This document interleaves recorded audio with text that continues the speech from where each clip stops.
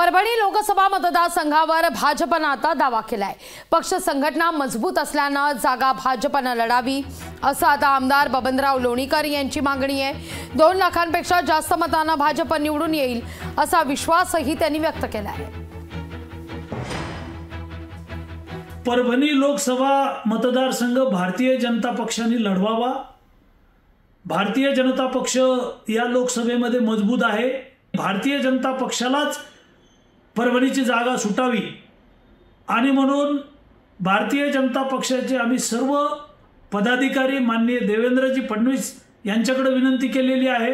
भारतीय जनता पक्षच या ठिकाणी ताकदीने उभा राहू शकतो, ताकदीने निवडून येऊ शकतो।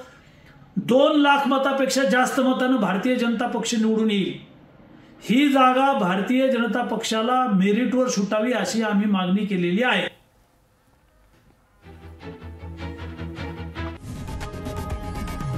लोकशाही मराठी ऐका, पहा, जागरूक रहा।